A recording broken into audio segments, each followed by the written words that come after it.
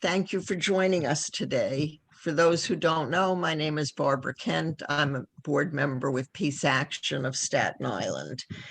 And for those of you that wish, I believe that you can go to the bottom of your screen where it says closed caption and listen that way if you wish, or it might be under more if that's how your screen is set up. Okay, today we are both fortunate and excited to have this opportunity to learn about the Graniteville and other endangered Staten Island wetlands, their importance to the ecology of Staten Island, and the efforts to save them. Our guest speaker is Gabriella Velardi Ward of the Coalition for Wetlands and Forests, and she will share her extensive knowledge of the Graniteville Wetlands and the community's fight for environmental justice. After her presentation, she'll be happy to answer any questions that any of you may have. After Gabriella, Quinn Hogan will speak about the April 24th Earth Day March and how we can get involved. Jack Bolembach will update us on upcoming events pertaining to the environment and some beach and park cleanups. Finally, board member Debbie Polchuk will speak about our upcoming May 8th event, which pertains to issues concerning the North Shore of Staten Island. Before we begin, I would like to take just 1 minute to conduct a really very minimal amount of organizational business. If you are a member and if you would like to know the treasurer's report, please email PASI, that's PASI, .contact@gmail.com, and the information will be sent to you. Board members will be elected at the May 8th meeting. Bios of the candidates will be sent before that. Neil Berry is a proposed new member. Now it is my pleasure to tell you about Jack. He will both introduce Gabriella and, as I just mentioned, be one of our speakers.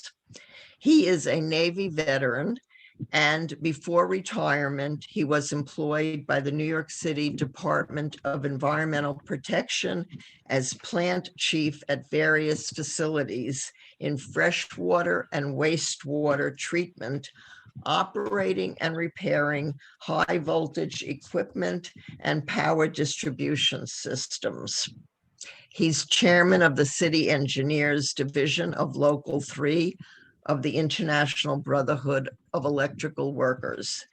Perhaps most importantly, he is a member of 7 environmental organizations on Staten Island and a board member of Peace Action of Staten Island. So Jack, will you take over now, please? Yes, thank you for the introduction. And I'm here to give an introduction about Gabriella.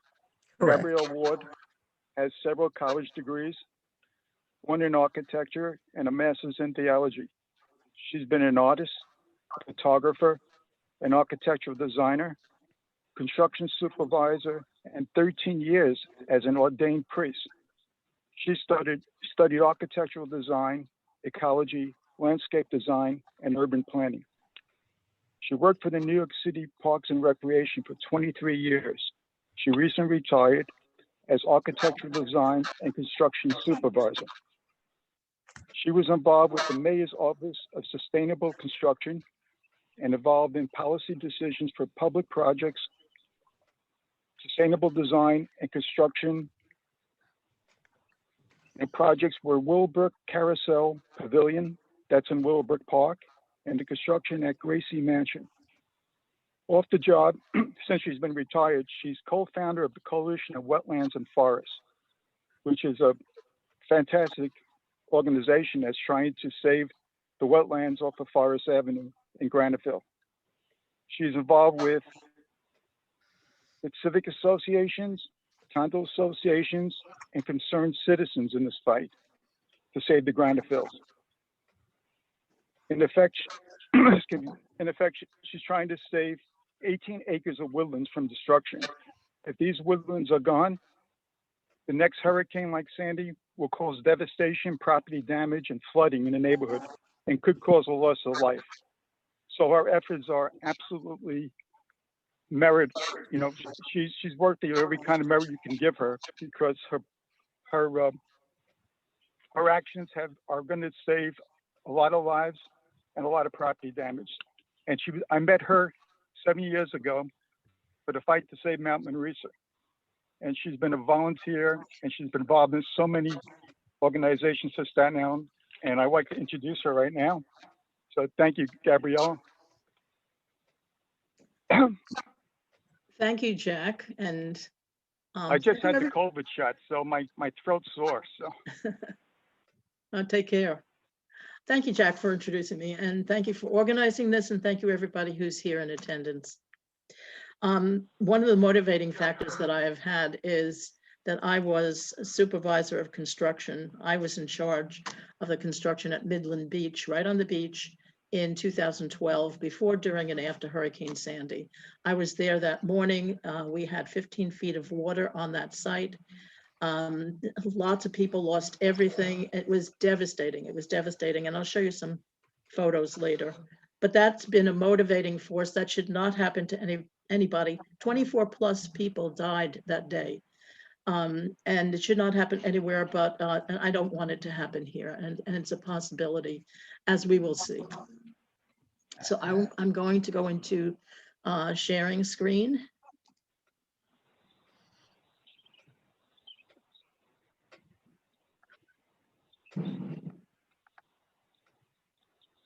I think.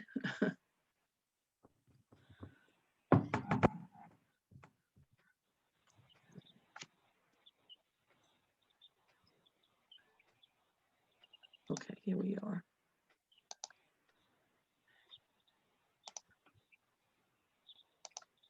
Okay, can everybody see that? Yes. Wonderful, thank you. All right, I labeled this endangered Graniteville Wetlands, Forest, and EJ community. It also includes a mobile home community that is close by.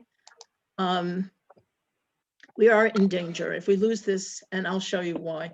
The mobile home community is even closer to Arthur Kill than we are, and this whole northwest coast of Staten Island is going to be flooded in the near future. So we'll begin with showing the areas around the Graniteville tree swamp, as its formal name is, but it's also known as the Graniteville Wetland and Forest. Okay. This area, this triangular area over here, is tidal wetland, which is here, freshwater wetland, which is over here. The tidal wetland, well, it more or less ends over here, but it actually goes all under the homes underneath across the street. South Avenue is the only thing that separates the community from the wetlands. And as I said, there are two different kinds of wetlands here.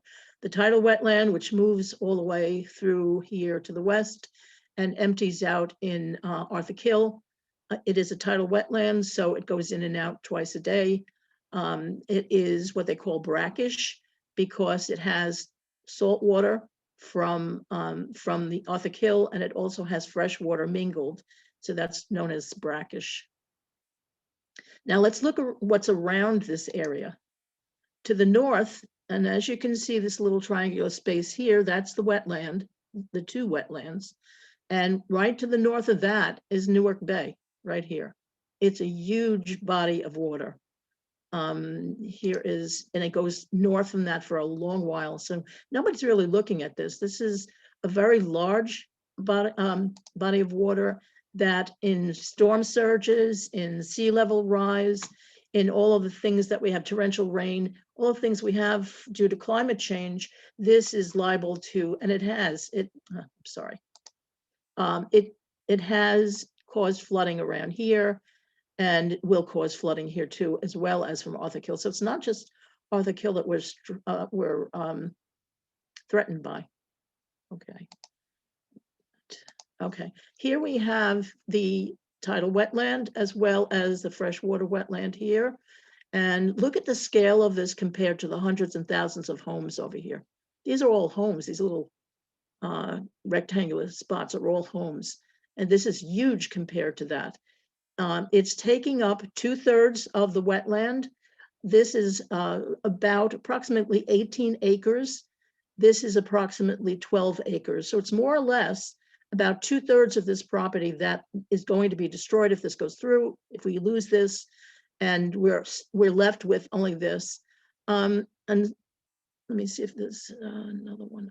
Yeah, I'd like to show you this one because this is where the mobile home community is, over here, closer to Arthur Kill, as I said, across the street from the toll booth for the Goethals Bridge, right here.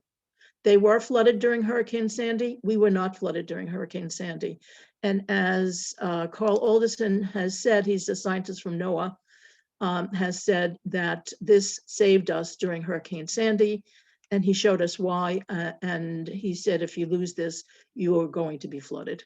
We also have the problem down here where the Amazon is that we didn't know it was happening until it came out of the ground. But the Amazon over here, the place where it was constructed used to be a wetland. It was graded down, but it was still a valley in that area and not a hill. But in order to build the Amazon, they built it up high. So it's now a hill with all those huge buildings on top of it. The water coming off of those roofs and off of that hill will also pour into here. So for a lot of reasons, if this is gone, we have nowhere to absorb water. So this is the environmental justice community, Graniteville here. 60 to 70% of the people in this area are Black and brown, 60 to 70%. And this is the only open green space we have in this community. This is a cemetery. We have no other open green space here. So we're going to be losing a lot. This mobile home community is made up of elderly, disabled, and low-income people. And some of the people who survived Hurricane Sandy in Midland Beach are now living here because they lost everything, and this is less expensive. And for the last 3.5 years that we've been talking about this, lots of people are moving, but I'll describe that more in a minute. This is what we can lose. This is the inside of the wetland. The beauty of forests. This is all water here. Now, during the pandemic that we've experienced, some people have known it for many, many years, but scientists have learned that being in green spaces like this calms people down, lessens the stress, and is healing also. So we have, excuse me, we have nothing left if we lose this. Okay. This is also in the wetland. I'm sorry. This was taken in July of probably 2018. Also beautiful. Here is, now this is an image that I took with my phone actually, and this was around July also. These are vernal ponds. There are 6 of them in this property, and they're seasonal. That's why they're called vernal. It appears in usually sometimes April. Actually, there is water in this right now, and it started in March. So that, you know, we had a lot of snow this winter, and so all the water melting from the snow is making its way into here. So we have this water here in March. I attended a town hall a number of years ago. The mayor was present. They were asking questions of the audience. I figured out the pattern that they were taking, and I stood in the next section in that pattern, and they did call on me. And so I mentioned this wetland, and our representative from city planning got up and started to say it's not a wetland. And I said, you're wrong. And Mayor rolled his eyes and he said next. So he didn't look at it. But I showed him this. There was a resource fair in which he was present. I managed to get to speak to him. And I said, remember that wetland that they said was not a wetland? And I rolled this, it's poster size. And he said, this is very impactful. And he called over the commissioner of city planning, and the director of resilience, and nothing happened. Nothing happened. The commissioner double spoke, and he didn't understand, and I didn't understand, but nothing was clarified. So this is a significant photo that lots of people have seen. All right, this is a sketch of the 6 vernal ponds. This image was taken from here, looking this way. This is large. All of these, this sketch was done a long time ago. Wetlands get larger over time. So I'm pretty sure that these are larger than this. They're measured in acres, these patches of water. And in between them, the soil in the wet season, the soil is very, very wet.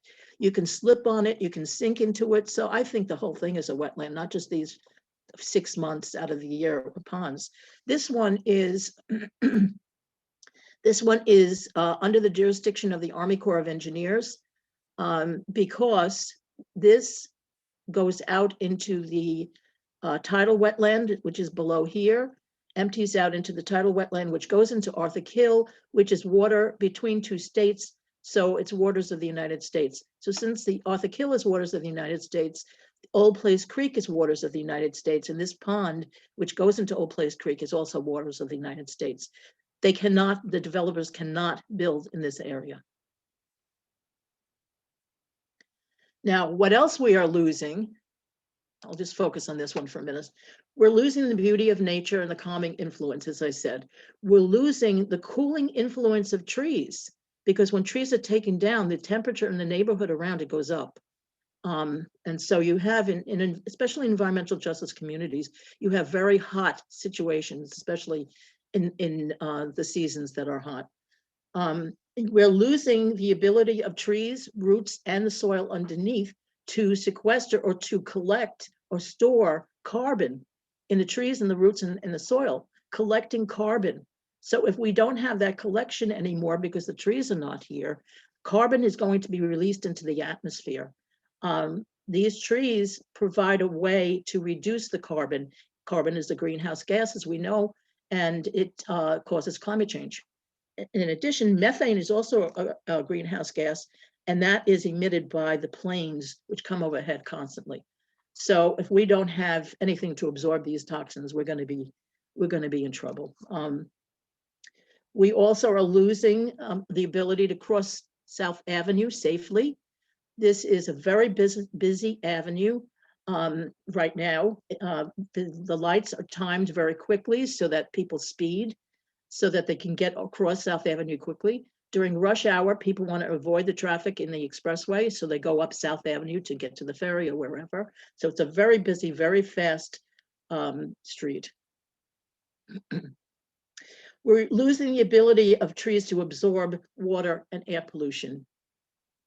One of the statistics that I found was from, said that, and then there are a lot of numbers in a lot of different sources, but this one says that one mature tree will absorb 100 gallons of water per day and evaporate it. Now we're scheduled to lose 1,800 mature trees if we lose this case, and 1,800 trees would equal the absorption of 180,000 gallons per day of water. And in a flood, that's really, really important. We're losing the stability. There are 3 homeowners associations on South Avenue that face South Avenue. Regal Walk, City West, where I live, and the South Avenue Condo Association, which is a little bit north of us.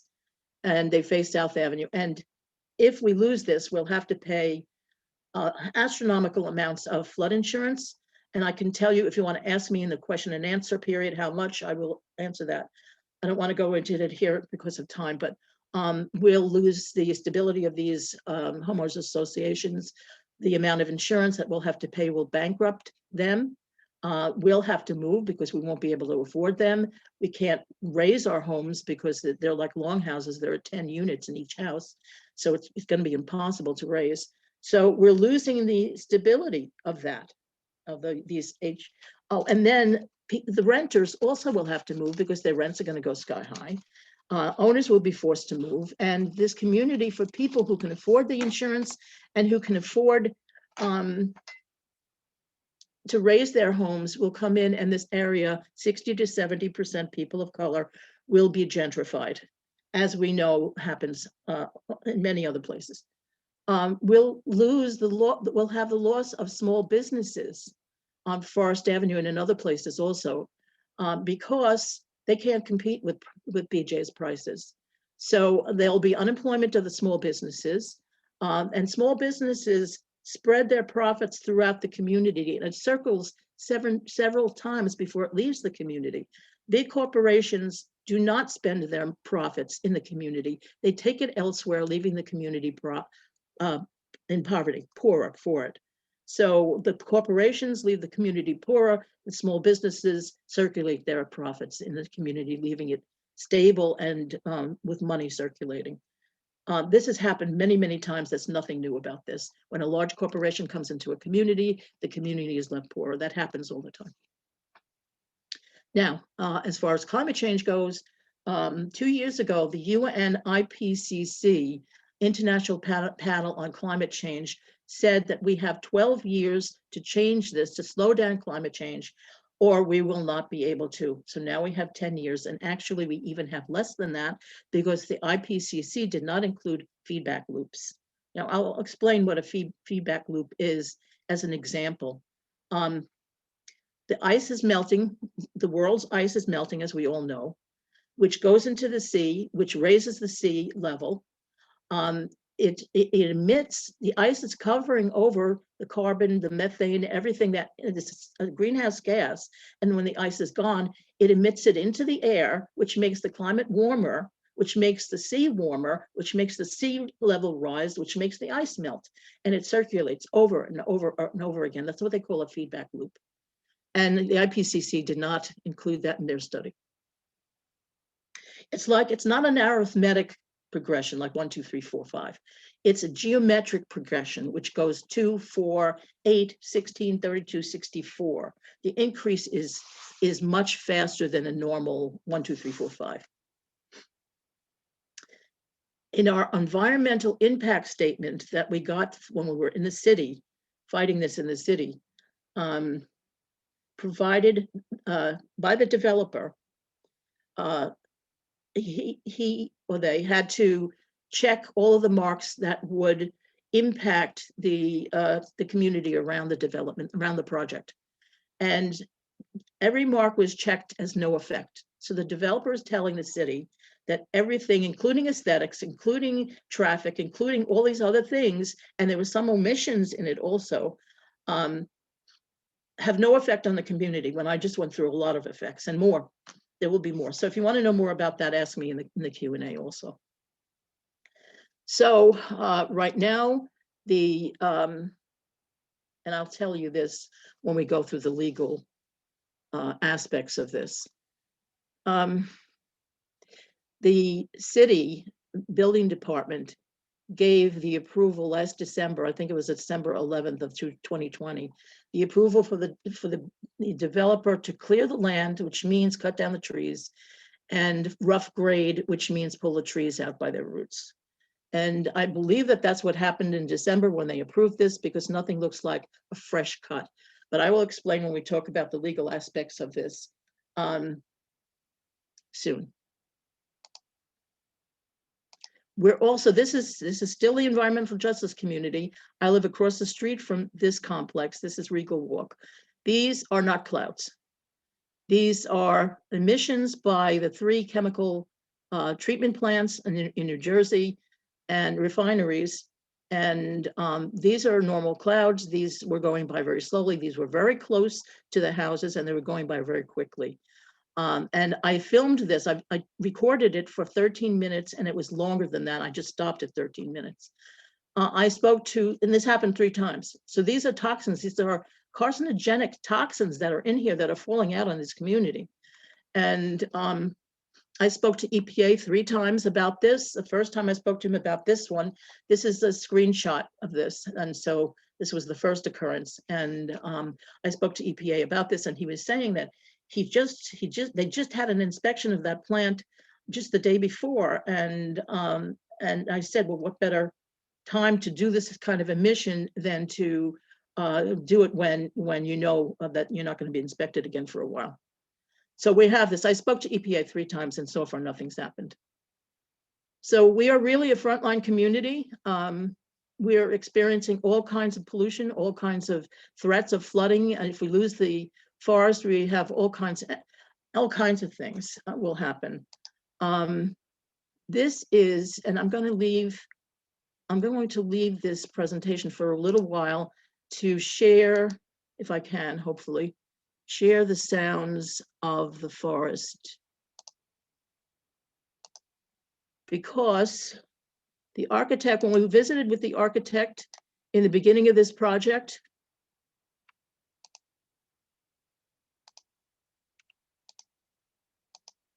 let me just put this, he said he spent 45 minutes in the woods and didn't find any animals there. So I went recently, I went there at night, and this is about 7 o'clock, but I stayed a couple of hours. So let's see if I can get this going. There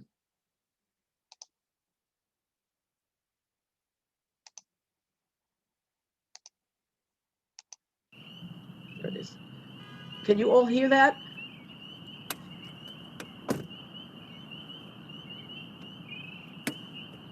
Your sounds. Birds.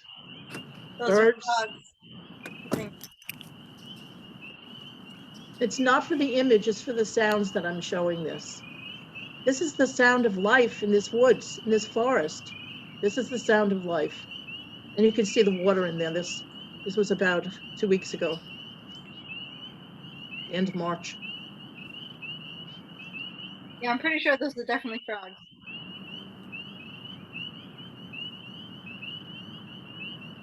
So there are birds in here, there are peepers, there are frogs, you can hear them independently.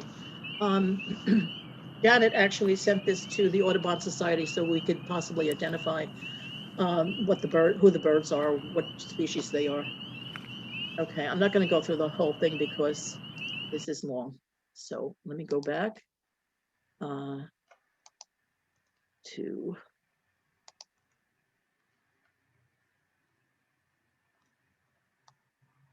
here. Okay, so that's what that is. Okay. The next image I'm going to show you, I call it so-called because it's not a site plan. And this is it. They call it a site plan. This is an illustration, a pretty drawing, not in context. You don't see the hundreds of homes over here. You don't see the theater over here. You don't see actually the gas station right down here. And here is where the gas station is going. Remember where I showed you this picture? That's where the gas station is going. Whoa. Yeah, right here. And there are room for 835 cars in this parking lot, 835, which means that this is going to be, well, everything is very heavy here.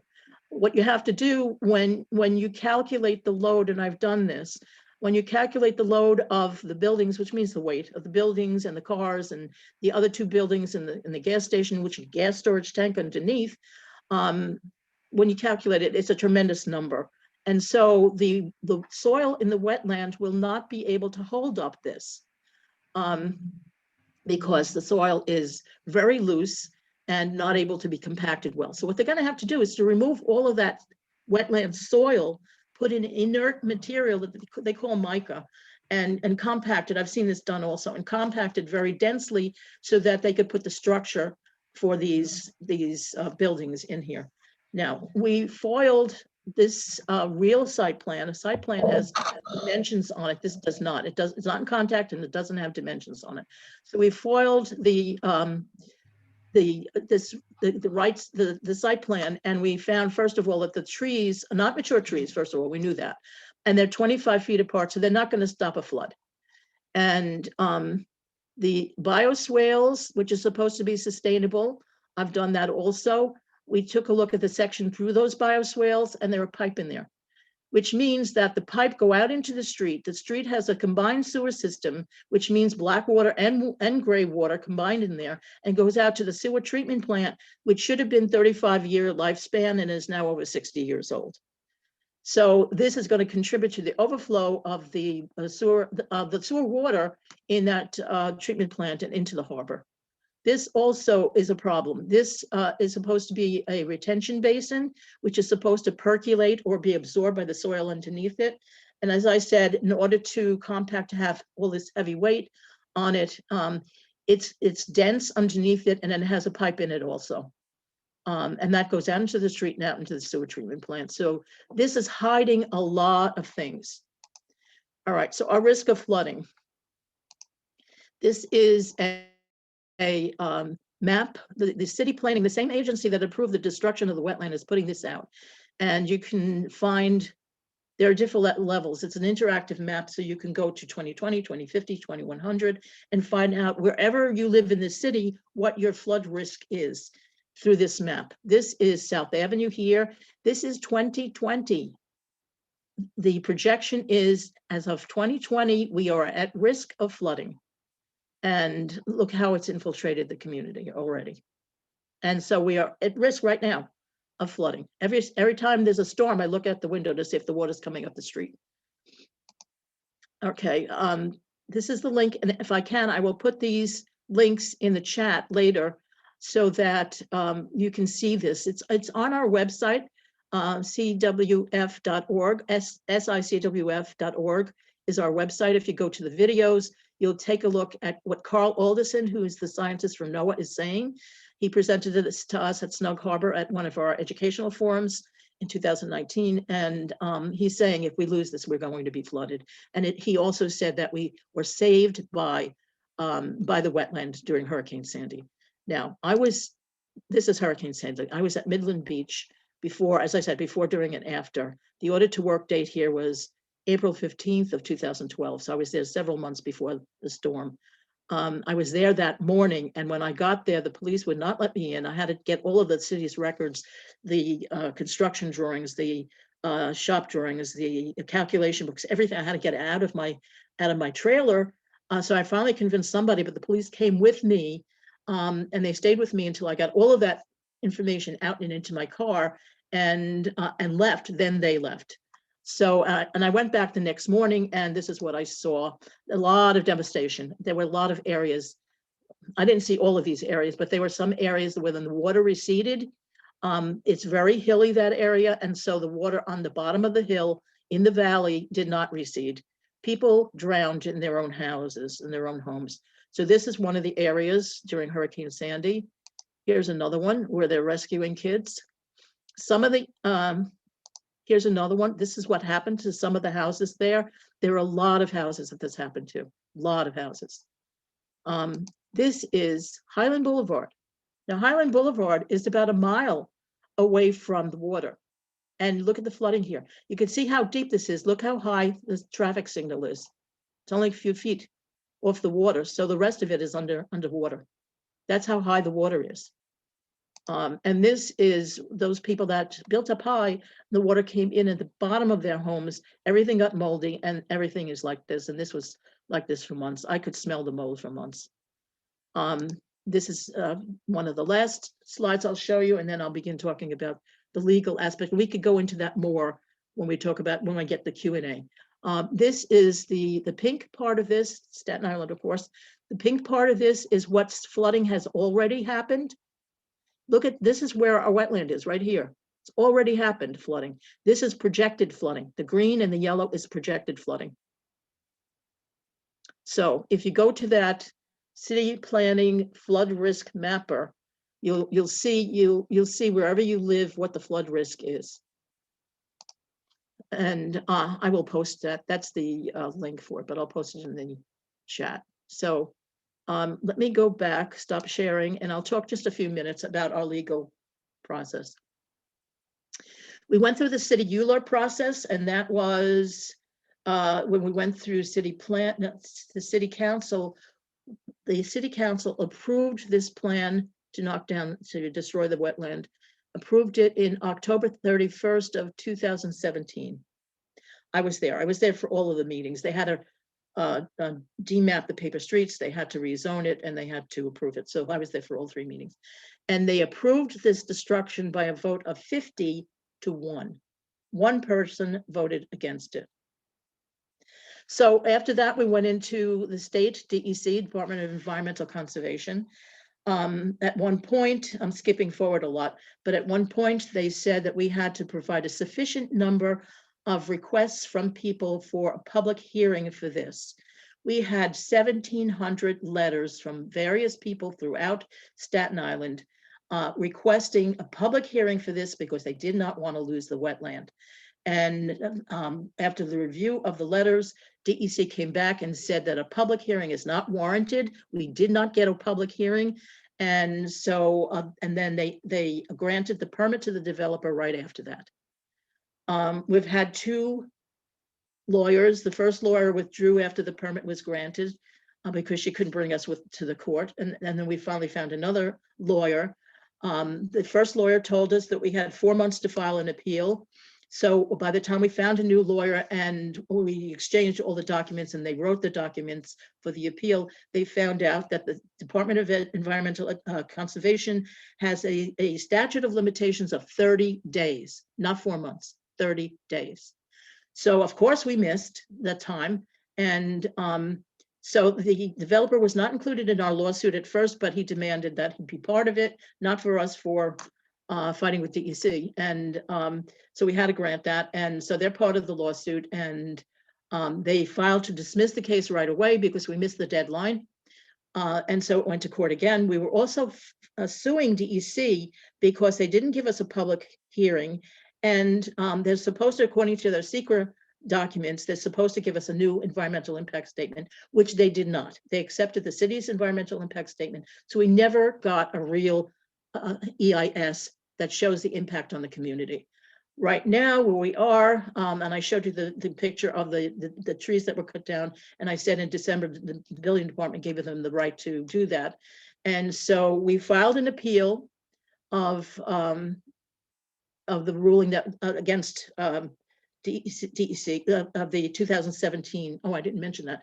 And they said in saying that we missed the deadline, they also said that in our favor, that they granted us that we had a right to a public hearing, et cetera, and a new EIS. But they said we should have complained in 2017, 3 years before that.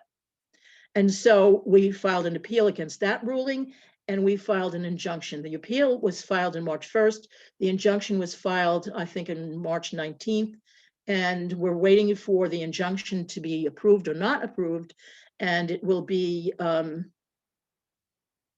by May 1st, the courts will find whether our injunction is approved by May 1st.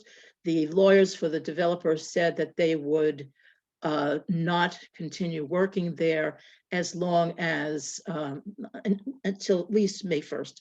The other thing too is that from my experience in construction, I was a designer for 7 years and a construction supervisor for 16 years.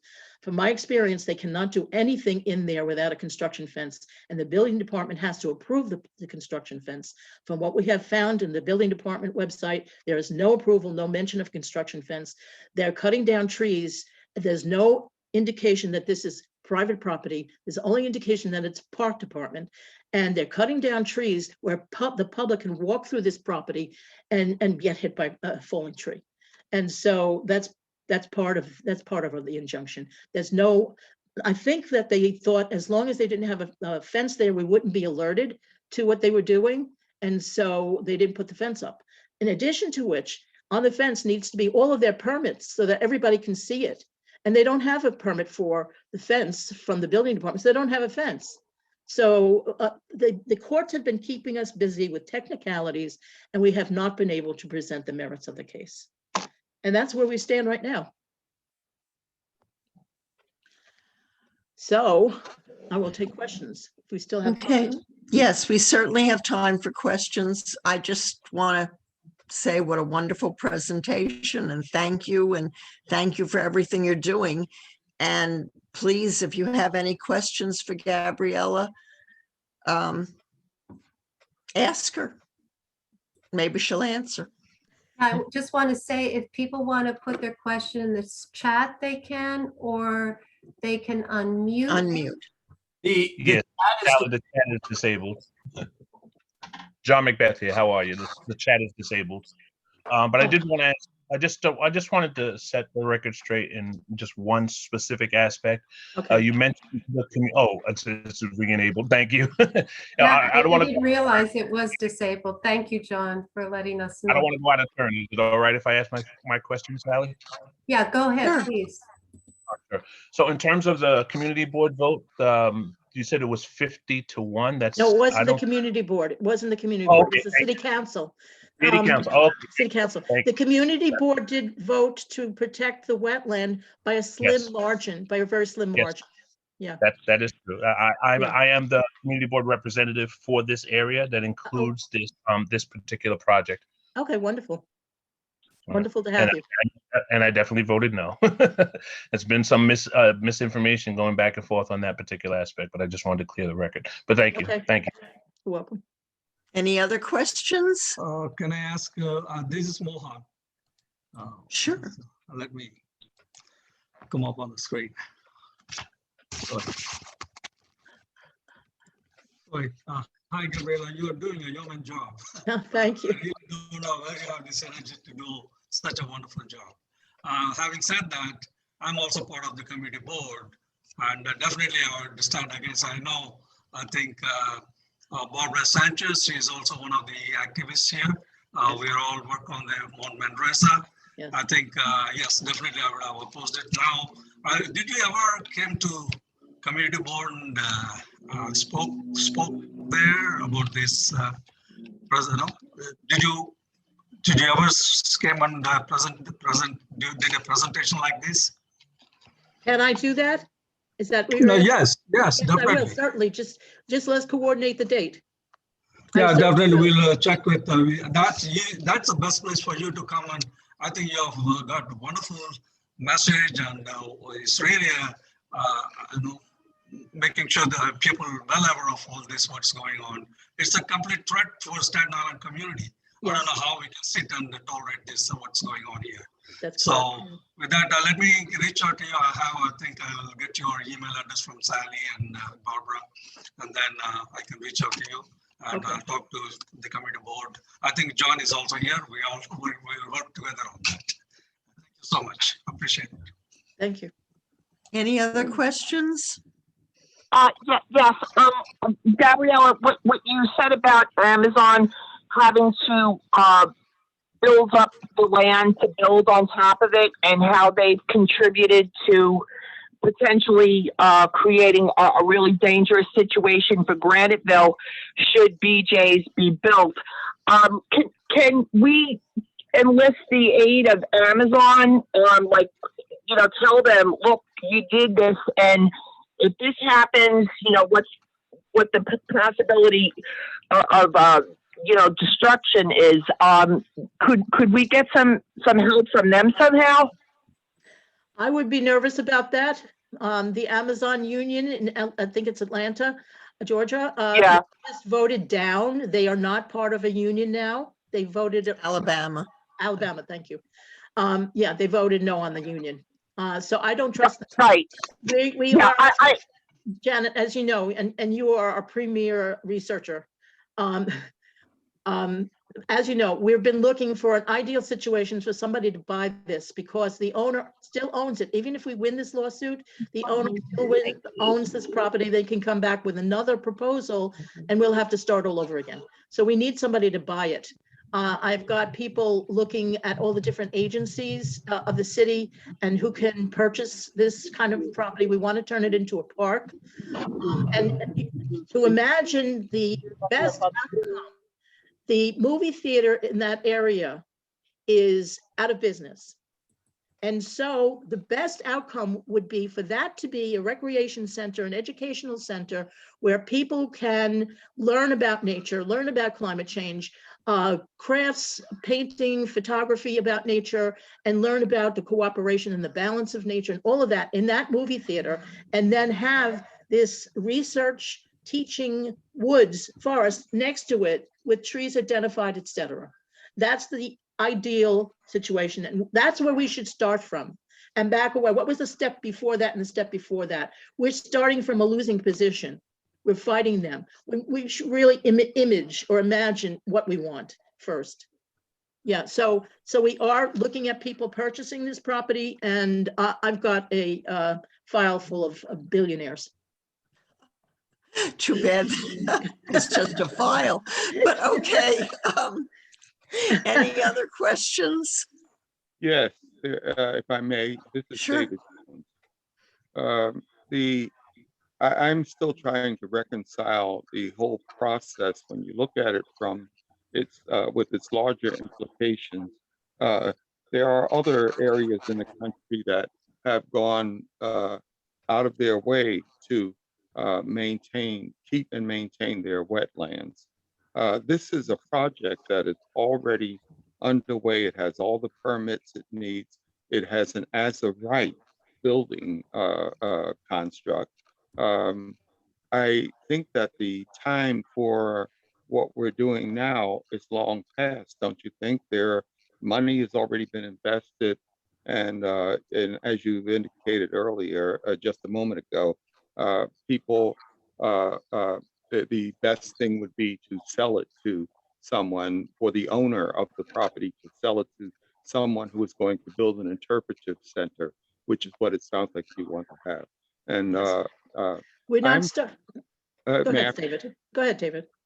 I'm concerned as much for the other on the other side of South Avenue that are in wetlands and are constructing whatever, where the TV station is located is also in a wetland, is it not? Yes. And the housing across the street from it, maybe it's time for that housing to go, because that too is part of a wetland. And you kept mentioning Black and brown people. They aren't the only ones who have a certain economic, they're of a certain economic class and group. Everyone's going to be injured when the floods come finally, except for me. I live on a hill. So I'm looking at the map around Staten Island. A large part of Staten Island it's wetlands, and I don't know what efforts are being made to push back in those areas also. So is this just this one area that you've defined as being problematic for the entire island, or what about those other areas also? And as I said, the houses around there, if you're concerned about the drainage and whatnot, those houses should truly come down. Maybe you should think about having someone buy up, the government buy up those houses or something and move people out. What do you say about that? Okay, first, we haven't started now. We started 3.5 years ago, July of 2017. And actually there was a group of people that started before us. So it's been around a long time. Things have been set up to fail. Let me put it that way. They've been set up to fail. There was a freshwater wetland appeal board. I think it was 1975 that they said that you couldn't destroy wetlands anymore. There was a wetland appeal board which they could grandfather people in, and the developer filed a hardship claim because he wasn't going to make profit on his land. That was hardship. And so the wetland appeal board granted him the permit to build in a wetland. In 2012, there was a settlement agreement between DEC and the developer, because the developer had been proposing different projects all along since they purchased in 1977, and had been proposing different plans to DEC. DEC kept saying no to them. So the developer sued DEC. They never got to court. They settled out of court, and the settlement was that they could not build on the tidal wetland, but they could build on the freshwater wetland. It's also a technicality that they're saying it's not a wetland. So it seems that the seas have been parted so that the developer could walk right through it. The city says it's that they're the best and as far as climate change and the most progressive and et cetera. That's not correct. That's totally not correct. Building department is still giving permits for people to build not only on wetland, by the water, in a floodplain. It's still giving people permits. And that property that was 48 acres down south on South Avenue, below the expressway, that was just purchased, and the plan is to develop that. That should never have been granted. Sandy changed everything. Hurricane Sandy changed everything. If we haven't learned from that, what are we going to learn from? I'm so discouraged. I have 8 grandchildren. What are their lives going to be like when they grow up? So I just want to let you know, Cindy has her hand up. Yes. okay. Cindy, why don't you ask your question, and then we'll move on to Quinn. So go ahead, Cindy. Hi, Cindy Borsby here. I was wondering, what has the Trust for Public Land been opinion on purchasing the property to hold it till the state or the city could come up with the money to purchase the property for parkland?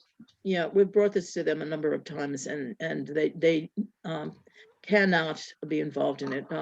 They're saying, is there any indication that the developer wants to sell? I think that, the movie theater went out of business, and actually the movie theater was built on a wetland. Home Depot was built on a wetland. I mean, it's all one wetland at one time. With all of these major stores going out of business, BJ's is in financial trouble. And I don't know why they wouldn't jump at it, a chance to recover market value, the market value for this land. I don't know why they wouldn't jump at it, but the Trust for Public Land has said that. They wanted to. I know I said that Cindy would be the last question, but I'm going back on my word. John Bostrom, I think your hand is up. So if I'm correct, please ask your question, and then I promise you're the last one. Okay, I have a couple questions. One, and probably most important, is I really like to get a contact list of emails of people who are organizing the events, so that I, could communicate back and forth. There are a couple suggestions. I've got, like, for example, is there music at the event? I definitely am writing a song about this, and I would like to, know who I could send it to, whatever. I also just created a map. I'm new to this, so I really had a hard time finding out where this site was. I looked at all the materials and I couldn't find it. So if you look in the chat, a couple things back in the chat, I sent a link to a JPEG which superimposed the site map provided by the developers onto a map of Staten Island that shows where it is, so you really get the context. I think that's really a first important step. I'd also really like to get a written history of sorry, I came to this meeting late, but the legal history is fascinating, but I really like to get it in writing. If it's anywhere in writing, that would be tremendous. I think that's really important to have that information available for people. And I think that's it, right? History, map, music. Oh, there's a book coming out, or just being published, by an oceanographer called Moving to Higher Ground. This is I forget the guy's name, but he had a best-selling book. This is his second book. The first one was a bestseller. And it's starting a whole new, I think, approach to the question of global warming, which is saving money. Apparently, people with a lot of means have already been purchasing property inland, way inland, like Texas, and because as someone pointed out to me, I've always thought our house is a tremendous asset because it's so far above sea level. We're on, like, Stapleton Heights. But if the infrastructure below becomes unusable, the property isn't. If the city gets flooded that badly, and huge parts of the city are going to get flooded, people are going to move entirely away from coastal areas entirely. So this is a self-interest type thing where you can talk to people about, what's going to happen to your family, what's going to happen in the future. And I think that's something we should really, put this in that wider context. Hey, thank you, John. Gabriella, I'm giving you the final word. Oh, okay. And then I am going to thank you again and move on. Okay, but you get the final word. Thank you. John, please contact me. The march will happen, and at the end of the march will be a rally. Please contact me. We'd love to have you sing. We will have How some. do I, music. how do I do that, Gabriella? If you go to our website, I think my email is on there. I can put Okay. it, I'll Fair put it in enough. the chat. Wait a minute, Put do you in the- want to put it in the chat? Yeah, I'll Somebody put it put in the her chat. email in the Please, chat. thank you. Thank you. So contact us and would love to have you. And there will be speakers and there will be, hopefully have representatives from the small businesses and things like that. So we will be having things like that. And it's in the works right now. So we're in the planning stage too, but I'd love to talk to you about it. Terrific. Okay, thank you again, Gabriella. This has been so informative, but I have to say a little heartbreaking. Yes, it is. But anyway, we are going to move on now to Quinn Hogan. Quinn is a native Staten Islander. She's an environmentalist, an advocate, and a community organizer. By trade, she is a social worker helping people who are either unemployed or underemployed. She helps them connect to training, to resources. She has served on the Staten Island DSA Organizing Committee since it was founded in 2018, and she spearheads the Staten Island DSA Environmental Working Group. And that is working currently to save the Graniteville Wetlands and the Earth Day March on April 24th. Quinn, will you take over now? Yes, thank you so much. Thank you for that, introducing me. So hello, everybody. My name is Quinn Hogan, and I want to thank PASI for having me here. I want to thank Gabriella. I want to thank Jack. You know, it's been a long fight. So I guess just a little background is, you know, Gabriella's obviously been having this fight since 2017 or earlier, I guess 2016 probably is more accurate. And I connected through Ali Staffo, who was involved with the coalition as well, doing some work. And, you know, she kind of told me about this issue. And so Staten Island DSA got involved in October 2020. And we started out with just a general forum that had over, I think it was over 75, I believe it was 80 people in attendance. And Gabriella came and spoke and, you know, presented a lot of the information that was here today. And, you know, it kind of just sparked a fire from there. So we had been having bi-weekly meetings after that. And then in March, when we found that they were clearing trees, we had gone out, a few folks from DSA, Will, Greg, myself, we went out, we saw they were clearing trees. I called Gabriella the next day. We went out, had another walk, took more photos, and we realized that this is, you know, happening. It's serious, more, you know, it's always been serious, but it was progressing, I guess. And so we started having weekly meetings. So that is a great way to get connected. Tuesday nights at 7 p.m. every week. We have a Staten Island DSA Environmental Working Group meeting. We talking about how we're going to move forward with Graniteville and events leading up to the march. So a little bit about the march. Ali is the main organizer. So, you know, Gabriella as well, you know, talk to her about entertainment stuff for the rally, but Ali Staffo is really the main organizer in terms of like getting the day-to-day activities done for the march. What's really great about this march is that so many groups have been coming together to really help make it be what it is. So, you know, it's not just any one person or any one group, it's really like a march for the people. And so again, it's going to be on April 24th. It's a Saturday at noon. And we're going to start at, we're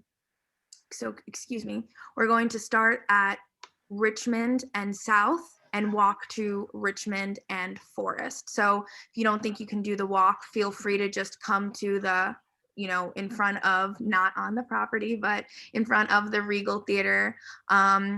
And that's where the ending point will be. So I can also talk about, let me pull up some stuff here. Can also talk about what we've been doing in DSA.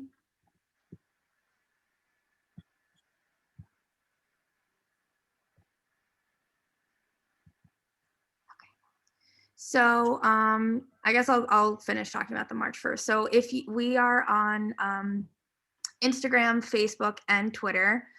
This is the Instagram Save Graniteville Wetlands. That is also the name of the Facebook group, and the Twitter is March for Wetland. So in all of our social media, there is a link tree, and you can click on it, and that has all the information. So this is, and I'll send this when I'm done presenting in the chat. So you can register for the march by clicking this link, and it's an Eventbrite link.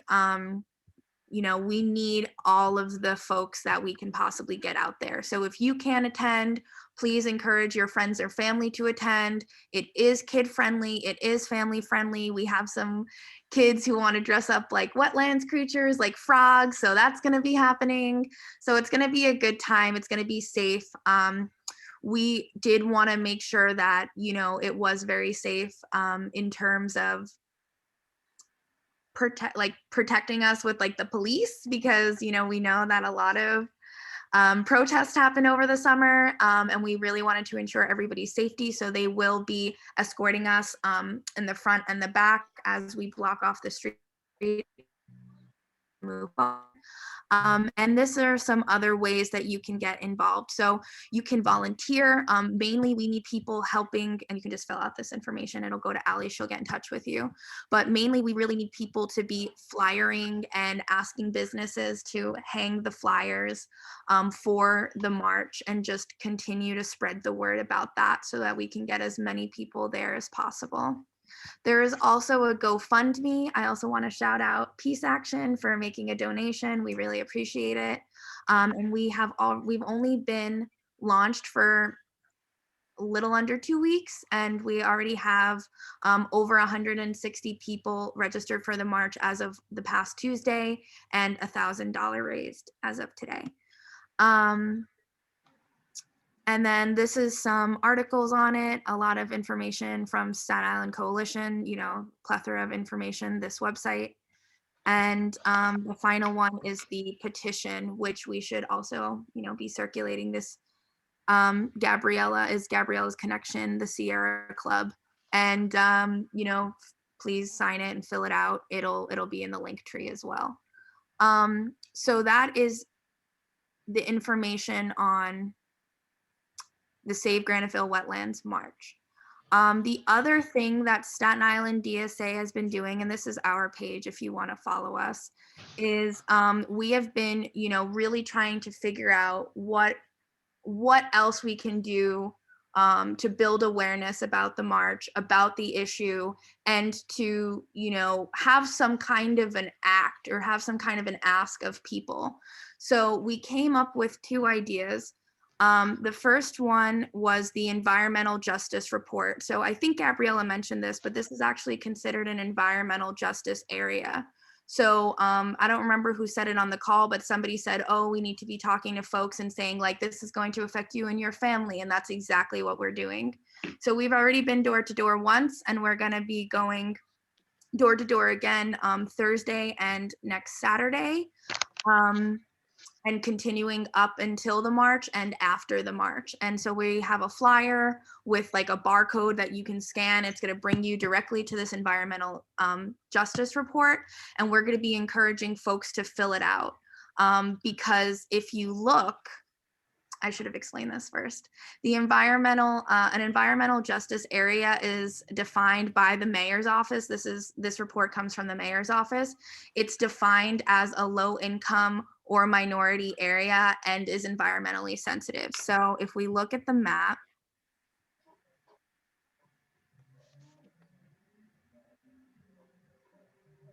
we'll put in the theater.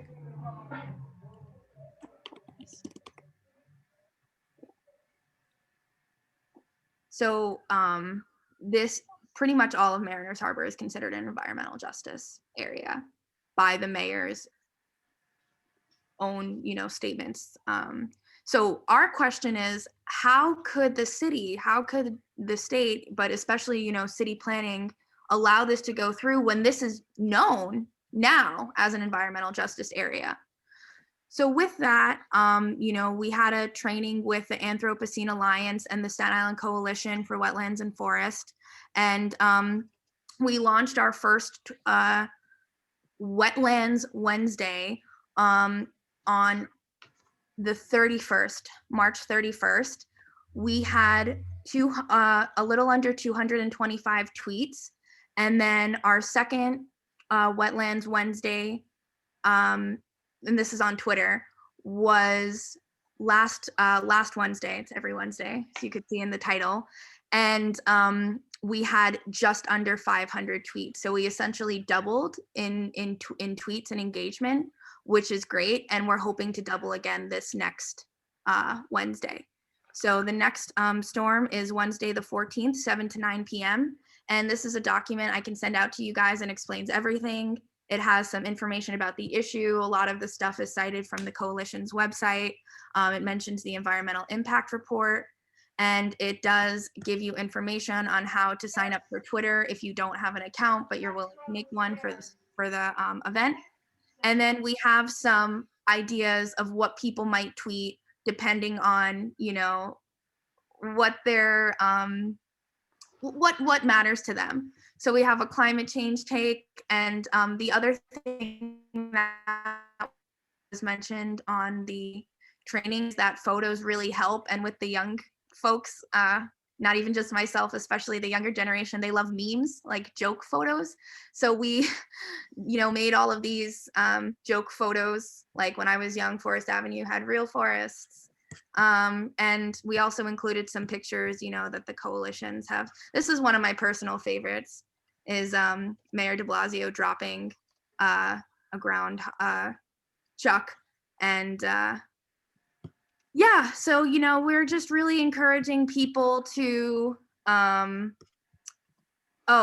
this was one of the most funniest things. We found their like CSR report. I forgot what it stands for, but it's essentially is like a mission statement of BJ's and what they must do, what they must present to like investors or something. And they had this image. So we've actually been using that in our Twitter storm to tweet at BJ's. So we have targeted, you know, kind of 3 parties because we, you know, don't have the lawsuit like the coalition. We have a little bit more wiggle room. So we targeted BJ's Wholesale, targeted the mayor, and we targeted the DEC to let them know that we don't want this to go through. And so, you know, if you are somebody who is affiliated and you can't be, you know, kind of putting your information with tweeting at certain parties, feel free to just take that out. And you can just use, as long as the hashtag Save Graniteville Wetlands is used, that is really what matters. That is what we're looking for, and that is what we're counting. So there's a lot of, you know, options here to tweet, but we also make it super easy. So if you click this, it opens, you know, to your Twitter, and it'll automatically populate the tweet. Great. That's great. So, you know, we try to make it really easy for everybody to do, but also personalize it so that, you know, it's your own input. And that's pretty much it, you know, what I have to share. I guess to just reiterate, please register for the march on 4/24. Bring as many people as you possibly can, kid and family friendly. If you are able to hang up flyers in your neighborhood or in certain local businesses, please get in touch with me or Ali Staffo. And if you would like to join us going door to door, we will be doing that pretty much every Saturday, but also some weekdays. And please participate in the hashtag Save Graniteville Wetlands, Wetlands Wednesday on Twitter every Wednesday. Thank you. Thank you, Quinn. That was really informative. Let me just repeat, or ask you to repeat, where will the march start and where will it end? Can you just repeat that in case anyone missed it? Or I'll repeat it and you correct me if I'm wrong. It'll start at noon at Richmond Terrace and South Avenue and end at Forest and South Avenue. Yes, that is correct. Okay, and it starts at noon. Hold on. Start at noon, yes. I'm Okay, sorry, no, that's all right, Gabriella. Do that's you? not correct. Okay, please, that's why, okay, please Wait. repeat it. It's Richmond Avenue and Forest Avenue. And it'll end at South Avenue and Forest, but it'll continue on to the movie theater where the rally will be. Okay, I'm gonna ask you then to please repeat it correctly. One more time, okay? Me? Yeah, you, Okay. Quinn, I don't, either one of you. It starts at Richmond Avenue and Forest Avenue. And it goes to South and Forest, but it then continues on to where the movie theater is, which is Morrow Street. It's only about 2 Okay. blocks from there. Yeah, I apologize, Okay. Barbara. I thought you said Richmond Avenue, so I no, apologize. that's all right. That's why I was not clear myself, and so that's why I wanted it repeated. But thank you both. Okay, does anybody have any questions for Quinn? Okay, then thank you, Quinn, and we're going to move on to Jack. Jack, will you take over now? I had a question if there was any. Oh, Anybody- sure. I don't know who's speaking that they have a question, but go ahead and ask it. Thank you, Barbara. My name is Michael. I'm just a concerned citizen, not affiliated with any group. And I think like a lot of people and like Gabriella was speaking so eloquently toward, I grew up on Staten Island, and I know people who, one particular friend of mine who lost everything, then had to build back up with the help of FEMA. That story at the end of Tyson's Lane. So it was amazing to see, and I think that this movement has the potential. It should bring together a lot of different groups. And I just want to say that I disagree with moving on from this. I think that whether it's the final stand or whatever, we take a stand now and set a precedent that these wetlands are essential for so many reasons. And so, yeah, I just wanted to express that. And I wanted to see if Quinn had or Gabriella had any thoughts moving forward after the rally. What are we asking people to do? If anybody else has any thoughts, I think that this would be a time now to discuss that after the march. What is the game plan? Because I think there are going to be a lot of people there. I hope there are going to be a lot of people there. That the starting and the ending point is going to be obvious, because like it'll be a very family friendly, and the whole community coming out to save something that we can't live without. We can do with another BJ's. And the CEO, rest in peace. I'm sure that their plans have not changed. So sorry, I'm droning on. I appreciate the time. That's okay. I'm glad you spoke up. And I'm sorry that I didn't see that you wanted to speak. But Gabriella or Quinn, would either of you like to respond about any items in your minds for after the march and rally? Yes, I would. On the legal front, if we are granted the injunction, that means the work cannot stop until the appeal is ruled on. The court rules on the appeal. On every other front, we are going to continue. We have for the last 3 years organized the community, going door to door, speaking on South Avenue every Saturday morning, having 4, and we're planning a 5th educational forum, et cetera. So we're organizing the community, et cetera. We'll also have marches. We have to find the politicians' homes and demonstrate in front of them. We have to do that. We have to convince them that this is important, this is an issue, and everybody's looking at it. We have to do things like that, and there's more, but I will leave it at that. Quinn, did you want to add anything? Yeah, we definitely are going to continue encouraging folks to fill out the Mayor's Environmental Justice Report, and continue to go door to door after that as SIDSA. We're gonna take the lead from Gabrielle, and depending on what what comes after the marches, and we'll reevaluate and go from there. Okay, any other questions before we move on? Oh, Cindy, I see your hand up. Yes, could you Quinn, can you please reiterate what the mayor's environmental justice report is, please? Sure, sure. So the mayor's office put out this environmental justice report, and it identified certain areas that were called environmental justice areas, and those are areas that are environmentally sensitive and also are either comprised of low-income communities or minority communities, is how they defined it in the legislature. Our angle with this was, we thought that if we could get 1,000 people, that's our goal, to get 1,000 people in Mariners Harbor to fill out this I mean, everybody should be filling it out. If you live in Staten Island, you should be filling this out. But our goal was to get 1,000 people in Mariners Harbor to fill this out. That way we can continue to pressure the mayor and say, hey, you asked for our input, we gave it to you, what are you doing about Graniteville?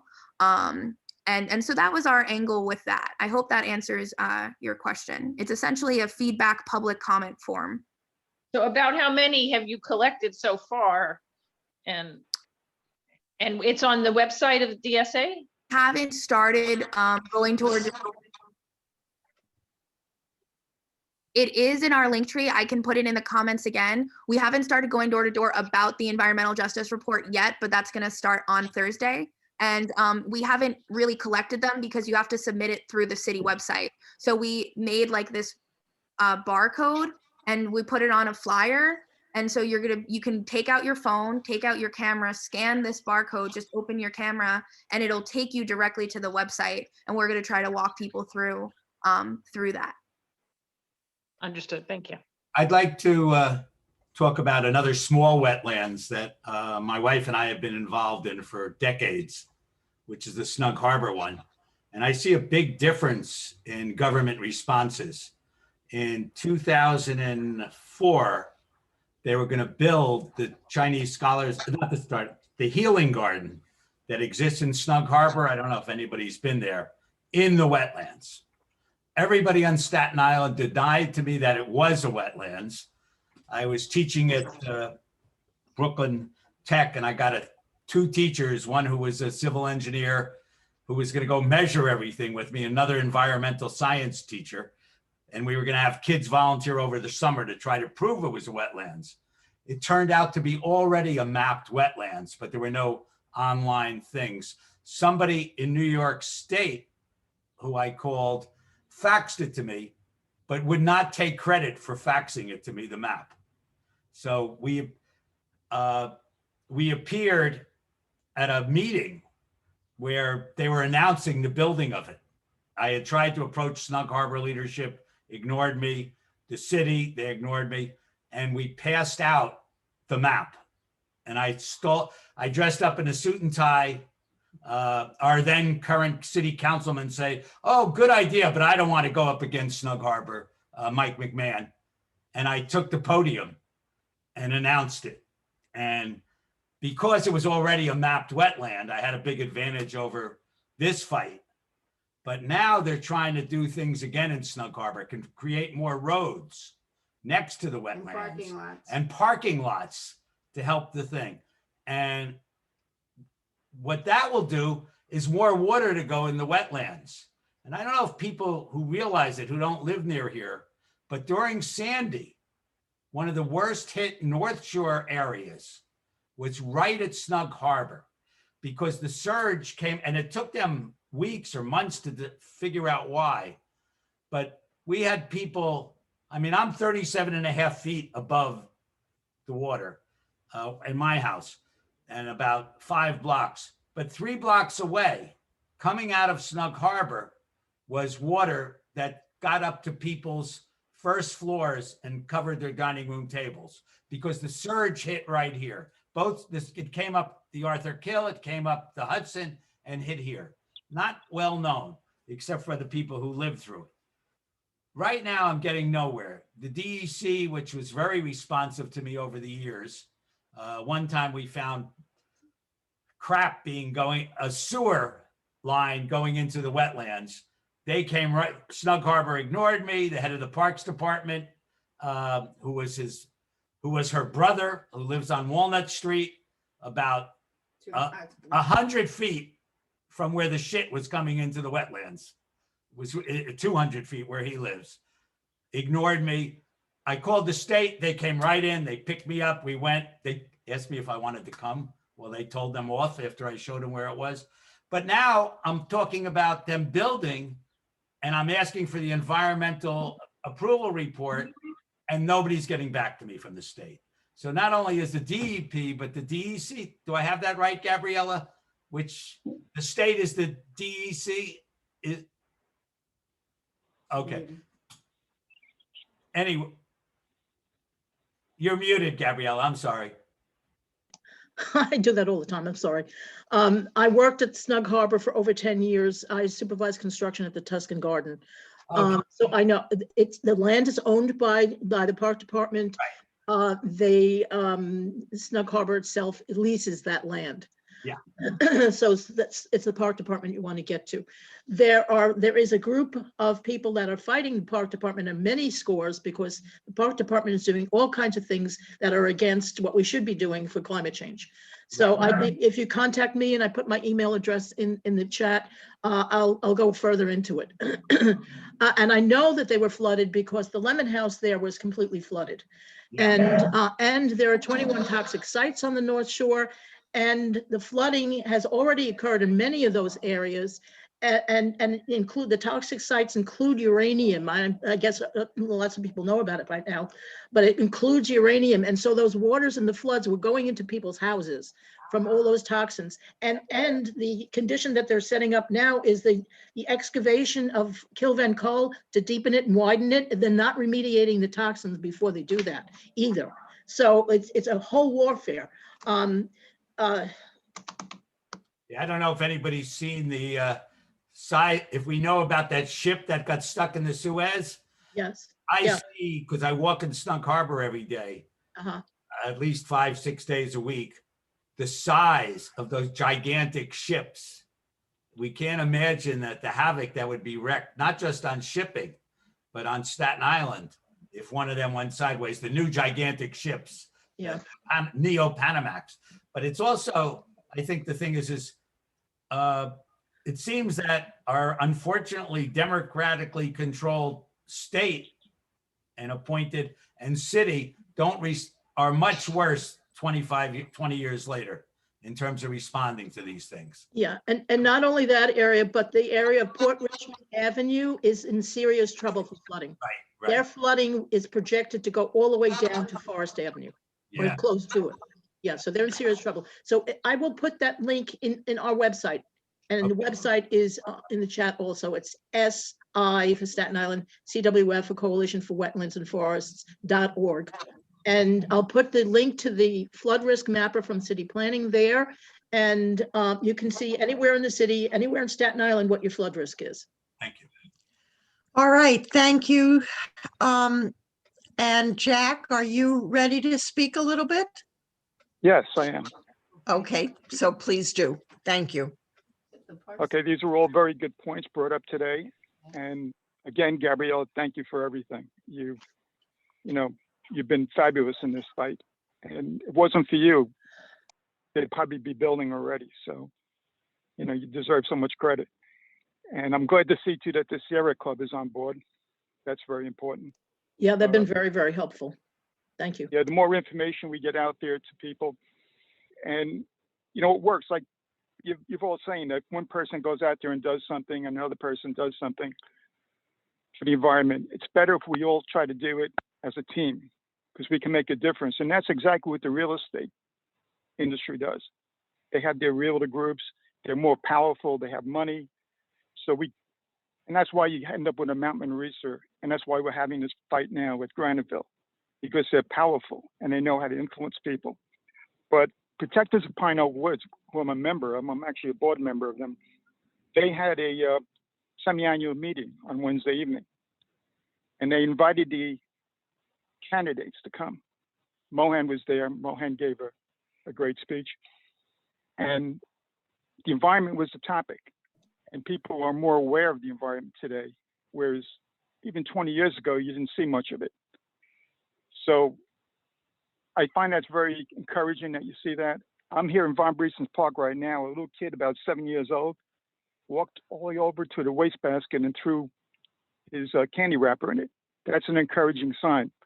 Because one of the topics I'm going to talk about is illegal dumping on Staten Island, which is a major problem, as most of you know.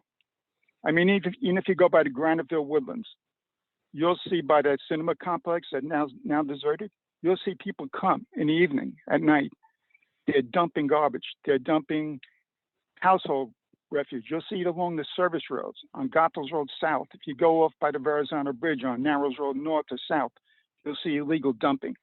So it's a major problem. So I'm involved with a group called Environmental Communicators, and we're going about filming hotspots on Staten Island. We're going to prepare it for the borough president, deputy borough president.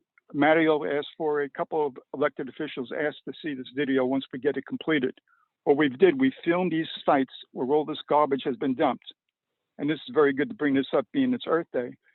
And then we go around, we do our own cleanup. We volunteer and we clean up the area. But you know, you can go back 2 weeks later and you'll see garbage thrown all over. And one particular area is St. Mary's Cemetery. People buy their lunch, they park their cars, they dump all the garbage from their cars, pizza boxes, beer bottles, you name it. We clean up on the beaches. I belong to NRPA. What I will do is provide Sally with the information how to contact these organizations so that you can see when we're going to have our volunteer cleanups. We just did one at Fort Wadsworth recently. We have one coming up on Richmond Terrace by Van Pelt Avenue. That's coming up next Sunday. And I believe that's at 10 o'clock. Jimmy Scarzel is the president of NRP. That's the Natural Resources Protective Association. And we have it on our website, all the different cleanups we do on beaches. Protectors of Pine Oak Woods do a lot of cleanups in the park. We'll take a hike in the Greenbelt. Fellow Bill Winters, I was a member of the Mount Marisa committee with me. We walked from Petrides School across the Greenbelt, we crossed Ocean Terrace, we went all the way down to Rockland Avenue. So Bill said to me, Jack, you mind if I got some garbage bags, you mind if we clean up some of the debris we saw? Well, we had 3 garbage bags, we had them filled up by the time we got back, and this is inside a park. So people are using the park and they're dumping bottles and cans, you know, so it's really disheartening to see that. And so illegal dumping is a major issue. We're going to create this film and hopefully people will see it. And the problem is, how do you prevent this from happening? You could post signs, do not dump. You can provide waste baskets. You can place under surveillance, even if it's not just to be a deterrent. You could try all different ways. It's very hard to catch them doing it. I mean, on Tompkins Avenue, right by the Verrazano Bridge, people come and work on their cars, and there's a city-owned lot, an open green space, which we try to clean up. People come and they work on their cars, and they dump car parts, tires, all kinds of stuff on this hillside. And there's an example of, you know, people just don't care. And you can see it by Graniteville now. I mean, if we had that place as a nature preserve, we would have that place cleaned up. And ironically, next to Graniteville Woodlands is a city park. It's a Graniteville Park. Now, it would be very easy for that city park to absorb the 18 acres of woodlands. As Gabriella said, 1,800 trees are going to go down. And we know from the recent reports how bad air quality is on Staten Island. Trees provide some kind of mitigation to that problem. We have the chemical plants in Jersey. We have a wind that blows from west to east. It carries these chemicals over to Staten Island. People are breathing it in. Kids, especially, are more vulnerable. That's why you have asthma rates. You know, it's really bad what's going on with the air quality, and trees help. So to me, 18 acres of trees on Forest Avenue and South Avenue is far more valuable than the BJ's, because in a couple of years, if the BJ goes out of business due to people shopping online, you end up with the situation you have today. You have a parking lot opposite Home Depot with a movie theater complex that's empty. So trees are more valuable, but people don't realize that, you know, the people that are important really don't realize that. They look at jobs, they look at income tax coming in, taxes coming in. Protecting the environment is far more important. And you can see it. And if you want to get involved, we have all these groups. I belong to 7 environmental organizations. NRPA is one. And like I said, I'm going to send the links to Sally, how, if you're interested in participating in some of these groups. Serpentine Commons is another area. See, what happened with Mount Manresa, we were lied to by the Jesuits, and we fought as hard as we could to protect the ancient trees. Some trees were 400 years old on our property, on an ice age terminal moraine with a beautiful grotto. I mean, it was one of the most beautiful places in the city. For that to go and be destroyed as it was horrific. And it never should happen in this day and age. So zoning is proper. So you need proper zoning. You need to have designated areas. And Mount Manresa should have been, as Jerome O'Donovan said, should have been a designated natural area. Shore Acres is one. The hillside along from St. George that goes down to near Costco, that's a preservation area. Hillside District. South Richmond is one. But even on these preservation areas, the builders are still encroaching upon open green space. We have right now in Stapleton, which is largely a minority community. The Stapleton projects are there.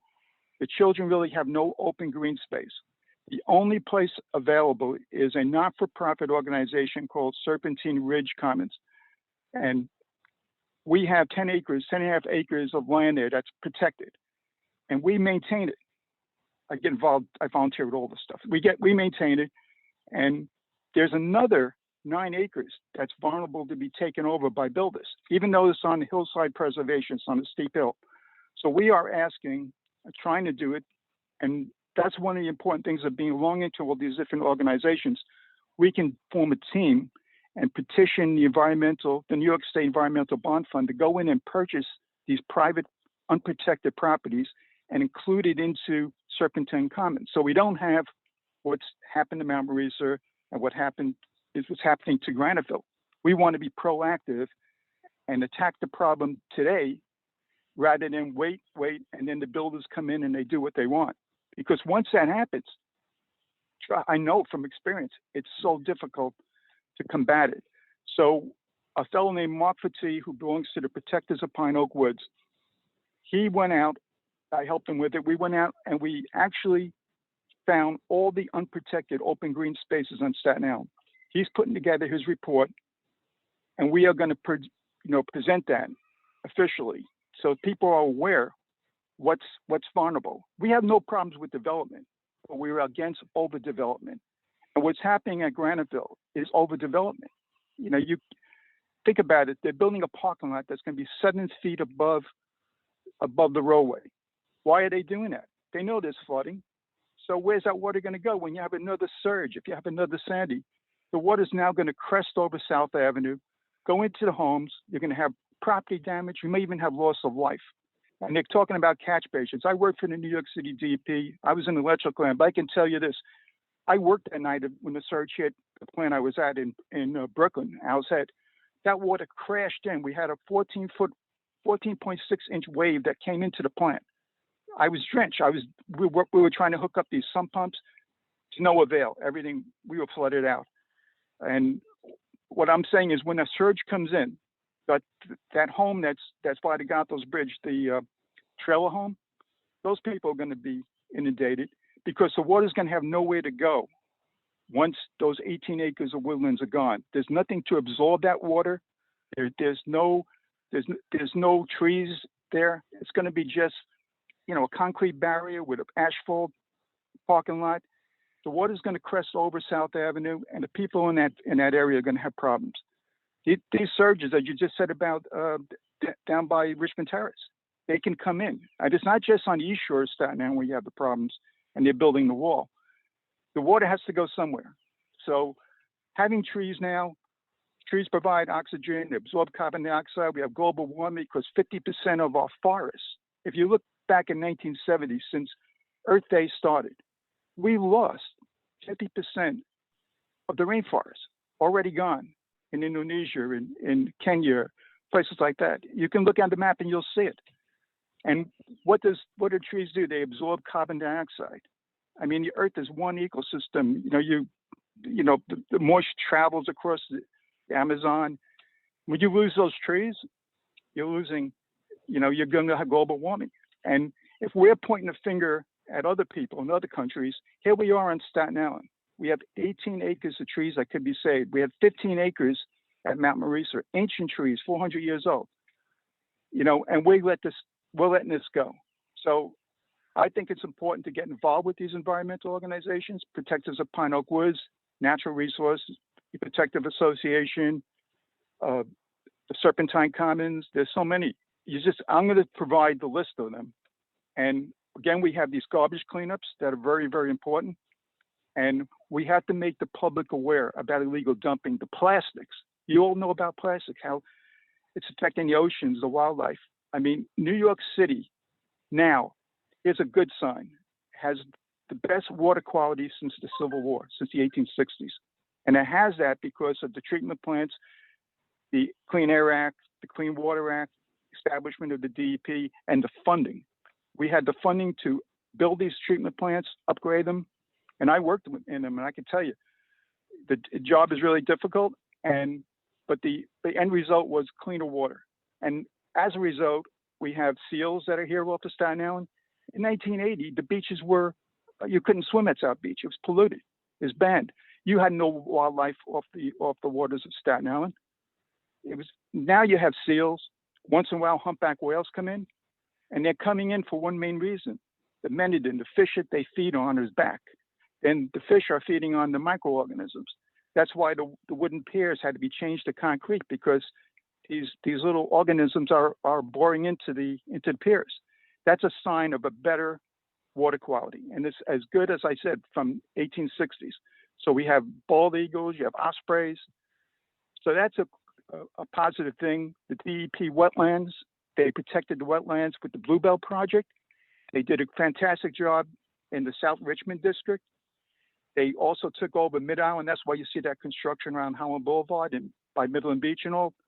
They're opening that up. And just a couple of years ago, they took over the North Shore. They have jurisdiction over the North Shore. I took the DEP people into Graniteville Wetlands. They said, yes, we would definitely have jumped in to save this, but we didn't have jurisdiction back in 2012. So the court, that decision was made. These builders want to build, they want to make money. And we're going to end up, unless something happens, we're going to end up losing 18 acres of trees, which is like crazy to do this. And it's one ecosystem. You go from Richmond Terrace, where the marshland, the Meredith Marsh is. If you go there and you look on a map and you can see the greenery passing by Home Depot, and it goes over to Graniteville, and then it continues. But somebody here said before about wetlands, what do we do? If you go down by the Goethals Bridge, there's a kayak launch place, and you could look over and you can see where the Amazon building is in the distance. Now, I was under the assumption looking at that all those wetlands are protected. I looked at the map as you leave by the parking lot, and I noticed it wasn't. The only part that's protected is between Old Mill, the Old Place Creek, and the highway. The other area that's on the other side of the bank of that creek to Amazon is not protected. And on the map, it shows you, if you look there, it shows you city outlined streets, which means it's private and it could be built on.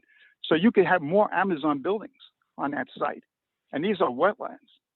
So, I mean, it's really, this is how you get proactive and you try to do the best you can. And to me, the way to do it, you got to get involved.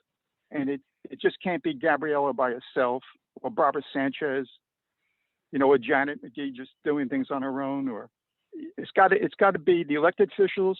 It has to be the community, and there's got to be awareness.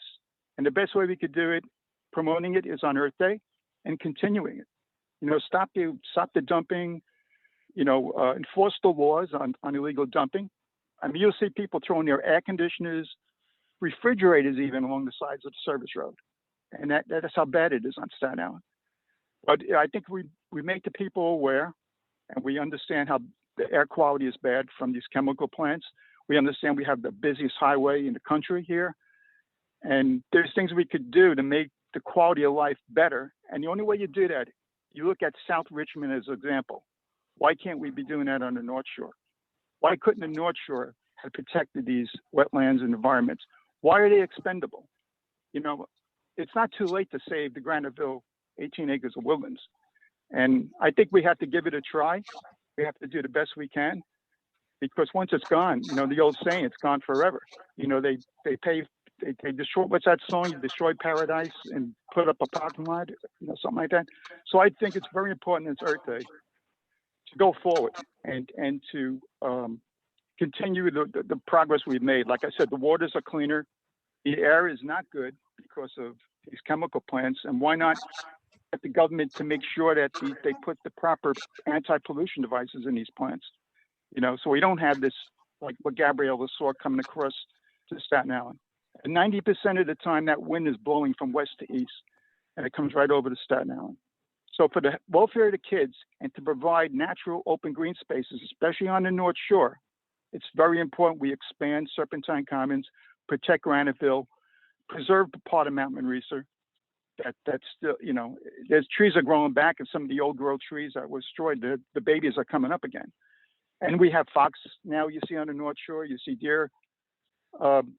There's a lot of wildlife, and it's very important to have these open green spaces, and they've been doing it in Jersey, where they connect to one another, and it gives a better quality of life for the people, fresh air, and every little tree counts, as Gabriella says. You need trees, and why spend millions of dollars planting trees? Think about this. We have a program to plant trees, and then we're going to destroy 18 acres of natural woodlands, and that the marsh and the woodlands are all one ecosystem. It's like cutting off your legs. Your body can't function if you're losing part of your body. You can't lose that fragile ecosystem. It should be one entity. So that's how I feel with everything. And to me, I get involved because I think it's important. These fights sometimes are really tough, but we need help. And the Sierra Club helped with Mount Manresa, and we were able to stop it was at the Bureau of Standard and Appeals last February. We were able to stop the Salvo brothers from putting up like barracks they were going to put at the site of Mount Manresa. So paradise would have became like hell, but they stopped it.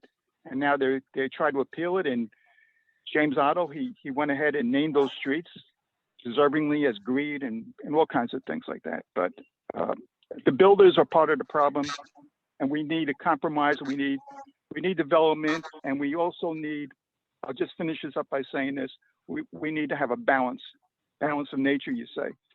So we need to have more emphasis on the environment, and that's what's the health, that's how important it is for our health and the health for our children and grandchildren. All right. Thank you, Jack. All right, we have, we're coming close to the end, but Debbie, can I ask you to please speak for a moment or two or five about the May 8th program? Well, our program is titled Organizing for Equity for North Shore Staten Island Families and Children. And lots of times we get campaign literature from politicians, and they're kind of not specific. So our program on May 8th is going to talk about or discuss what specific demand should we make to ensure that every child on Staten Island is healthy, housed, and educated. And we're going to talk about what specifically should politicians be enacting into legislation, and what demands should community organizations be organizing around. So on Saturday, May 8th, from 2 to 4 p.m., Peace Action will be having a Zoom meeting to discuss those questions. And this program kind of was developed from someone turned me on to this report that was done by the Citizens Committee for Children. It's an extensive data-driven report about, and it's titled the North Shore of Staten Island, community-driven solutions to improve child and family well-being. And when I read this report, it really, I mean, I've lived on the North Shore for about 40 years.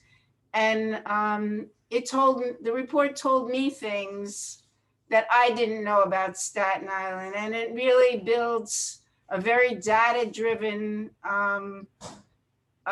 it gives you a lot of data-driven information about the North Shore. And from those, that data, and the extensive reportage, the extensive interviews that the Citizens Committee for Children did, really, from the report, it generates a lot of specific suggestions that should be demands that we make on the city, that we make on our politicians. And I was very impressed by the report. So our main speaker, our featured speaker, his name is Bijan Kimiagar, PhD. And he and his colleagues from the Citizens Committee for Children, they wrote this detailed report. And other speakers on the panel, some of whom he suggested, who he worked with and interviewed, will be Adrian Abadi. She's the executive director of the Staten Island Partnership for Community Wellness. And she's going to speak about the organization's involvement with advocating for public health and social justice on Staten Island. And Kelly Velardi, she's the founder and CEO of the Staten Island Urban Center, a community organization concerned with equity and self-determination. And I also asked Sarah Bloss to speak, and she's also works with Adrian Abadi on the Child Wellness Initiative. And she's also the founder of the Therapeutic Garden. And as a parent and a grandparent on Staten Island who for many years battled the, I would say, a regressive Board of Education on Staten Island. We were involved in many battles, and other people may have been involved in them too, against the conservative Board of Education on Staten Island. People remember there were battles about the rainbow curriculum, and there were battles about aspiring conservative politicians on the Staten Island Board of Education. So I was really very heartened that she and Roxanne Mustafa are running for the CEC. That's the the Community Education Council.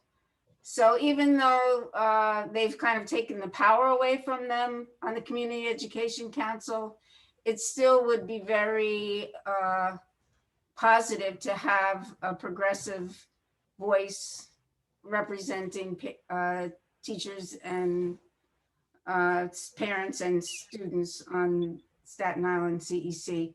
So I think it's going to be an interesting program, and I hope that everybody here will come and other people. So that's it. If there's any questions about it, and we're going to have I'm hoping to engage someone to moderate from another organization, but she's not feeling well, so hopefully she will be able to do that. And that's about it. If you have any questions about it, but it's going to have a little bit more, it's going to be more centered on equity in regard to demands for improved well-being of children and families on Staten Island. So that's about it. Before any questions, we will be putting out information about it and a registration and a link so that it won't just be Peace Action, but even if you're not a member, just anybody will be able to join us that day and learn about what's going on. Am I correct, Debbie, about that? In this period where we have a lot of people, who want our votes. I think it's important that people know the issues and know what specifically our elected officials should be asking for, so. Any questions for Debbie?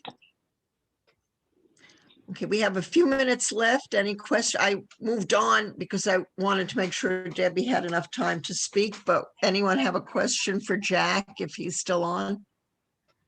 Yeah, I'm still on. Okay, but does anyone have a question for him? Okay, well then I want to thank all of the participants. I, for one, learned a tremendous amount, but I'm going to go, I think, have a drink. This does not sound like a happy ending, but I hope we all work and do a lot and get it done. Nothing would be better. Anyway, thank you all for joining us, and I look forward to working with you.